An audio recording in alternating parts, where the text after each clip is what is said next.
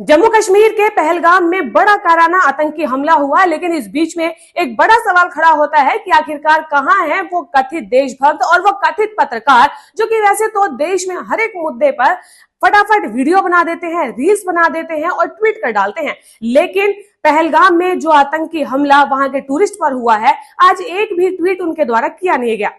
बात कर रहे हैं ध्रुव राठी, रवीश कुमार और बॉलीवुड के कुछ चंद एक्टर्स की, जो कि वैसे तो ट्वीट करने से पीछे नहीं हटते हैं। लेकिन अब जो ये काराना आतंकी हमला हुआ है, इनकी तरफ से कोई ट्वीट नहीं किया गया है। ट्वीट अगर किया भी गया है तो वो भी सिर्फ नाम मात्र का, ताकि ऑडियंस के बीच में उनकी धाक बनी रहे। आज इस वीडियो में उन कुछ चंद लोगों की हकीकत को पर्दाफाश करेंगे कि कैसे ये लोग अपने मतलब के लिए देश के मुद्दों का इस्तेमाल करते हैं और जनता को भड़काने का काम करते हैं। शुरुआत सबसे पहले यूट्यूबर ध्रुव राठी से करते हैं। साल 2024 तो याद ही होगा आपको, जब देश में प्रधानमंत्री का चुनाव होना था और ध्रुव राठी अपने चैनल पर चिल्ला चिल्लाकर भाजपा वाला एजेंडा चला रहा था। कहने को ये कई सारे फैक्ट्स लेकर आ रहा था, एक के बाद एक कई सारी वीडियोस, ट्वीट और रील्स इसके चैनल पर भरमार थी, क्योंकि तब तो मुद्दा भाजपा का था। लेकिन इसी कथित देशभक्त का दोहरा चरित्र देखो, जब पहलगाम में आतंकी हमला हुआ तो महाशय की तरफ से ना तो कोई ट्वीट हुआ और ना ही कोई वीडियो सामने आई, क्योंकि जगह जम्मू कश्मीर है और वहाँ पर सरकार उमर अब्दुल्ला की है। जाहिर सी बात है, अगर भाजपा की सरकार होती तो फिर इनका अंदाज देखने वाला होता। अब मुद्दा जम्मू कश्मीर का है तो फिर वहाँ के सीएम को कैसे भूल सकते हैं, उमर अब्दुल्ला, जिन्होंने पहलगाम में हुए आतंकी हमले की निंदा तो की, लेकिन कुछ अलग ही तरीके से। इनके मुताबिक हमला करने वाले आतंकी नहीं बल्कि महज अपराधी थे। ये जो इंग्लिश में उन्होंने परपेट्रेटर्स लिखा हुआ है, उसे जब हमने गूगल किया तो इसका मतलब निकला अपराधी। दूसरी बात, मारे गए लोग तो इनके लिए विजिटर्स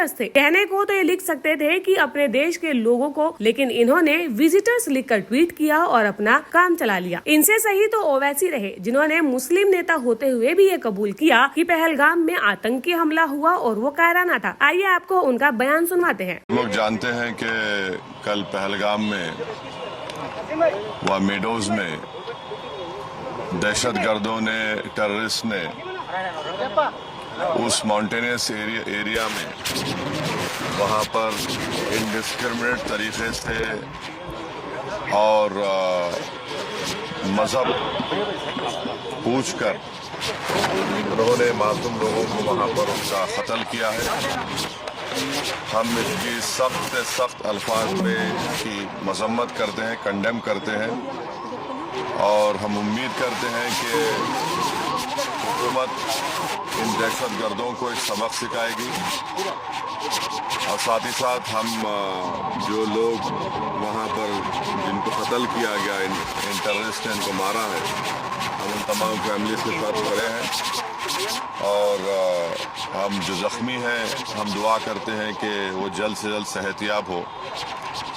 दूसरी अहम बात यह है कि ये एक इंटेलिजेंस फेलियर भी है और हुकूमत को, नरेंद्र मोदी हुकूमत से देखना है कि उनकी डिटरेंस पॉलिसी कितनी कामयाब हो रही नहीं हो रही है।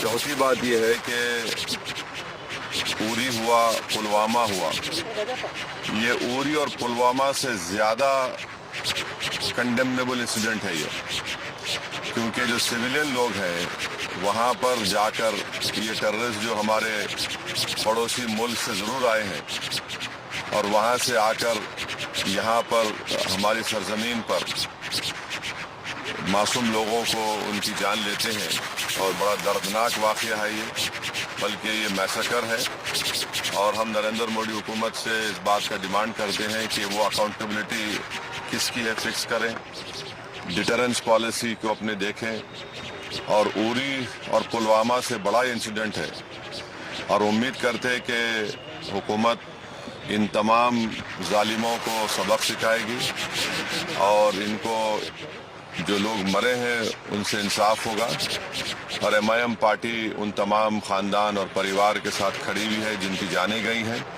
और जो ज़ख्मी है हम ये मुतालबा करते हैं, डिमांड करते हैं कि जल्द से जल्द उनको जो भी वहाँ पर तिबी इमदाद या मेडिकल फैसिलिटी ज़रूरत है उनको पहुँचाई जाए। और ये कंडेमनेबल इंसिडेंट है। इसमें कश्मीर में टूरिज़्म इंडस्ट्री को बहुत बड़ा इससे नुकसान पहुंचाने की कोशिश की जा रही है और ये टेररिस्ट जो आए हैं पड़ोसी मुल्क से, इनका एक ही मकसद है कि टेरर फैलाया जाए, मासूम लोगों की जान ली जाए।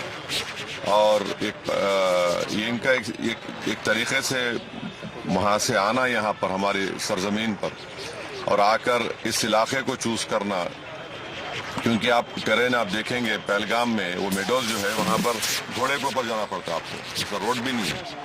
ये बड़ा ही दर्दनाक और तकलीफदेह बात है। अब बारी है रवीश कुमार की। पूर्व में पत्रकार रहे रवीश कुमार आजकल अपना YouTube चैनल चलाते हैं और वहीं पर आजकल कई मुद्दों पर ज्ञान देते हैं। इनके मुताबिक तो देश सुरक्षित हाथों में नहीं है, देश में कुछ भी ठीक नहीं हो रहा, सब उथल पुथल है। लेकिन बात जब पहलगाम में हुए आतंकी हमले की आती है तो इनकी जुबान सिल जाती है। हाँ, ट्वीट तो इन्होंने जरूर किया, लेकिन जो लिखा है वो पढ़ने लायक जरूर है। इन्होंने अपने ट्वीट में लिखा, स्तब्ध कर देने वाली घटना है, शोक और सांत्वना के शब्द पूरे नहीं हो रहे। इस वक्त सारा फोकस परिजनों और घायलों के साथ खड़े होने पर रहना चाहिए। सरकार चूक के कारणों का अध्ययन कर बताएगी कि ये कार्रवाई होगी। इतनी बड़ी घटना को अंजाम देने का साहस कहां से आया, वो भी तब जब प्रधानमंत्री देश से बाहर हो और अमेरिका के उपराष्ट्रपति भारत में। बेहद ही अफसोसजनक घटना है। लेकिन यहाँ पर कहीं पर भी जम्मू के सीएम से रवीश कुमार ने सवाल नहीं किया, कहीं पर भी आतंकी घटना का जिक्र नहीं किया, क्योंकि वहाँ पर सरकार कांग्रेस की है। भाजपा की होती तो फिर ट्वीट से लेकर वीडियोस तक इनके पेज पर भरपूर नजर आते। अब भाई ये तो राजनीति और यूट्यूब की बात हो गई। चलिए अब जरा बॉलीवुड में चलते हैं। वरुण धवन, मलाइका अरोड़ा, सोनम कपूर, रकुल प्रीत, नोरा फतेही, भूमि पेडनेकर, सभी की नजरें राफा पर थी। इन सबके इंस्टाग्राम हैंडल पर ये एक पोस्ट बिल्कुल ही कॉमन थी। लेकिन आज जब पहलगाम में आतंकी हमला हुआ तो इनकी आंखें बंद हो गई है। आतंकवादियों ने कश्मीर में 27 हिंदुओं को उनका धर्म पूछ कर मार डाला तो अचानक इन सभी बॉलीवुड के लोगों की आंखें बंद हो गई है। पता नहीं क्यों देश के मुद्दों से इन्हें तो कुछ लेना देना ही नहीं होता है।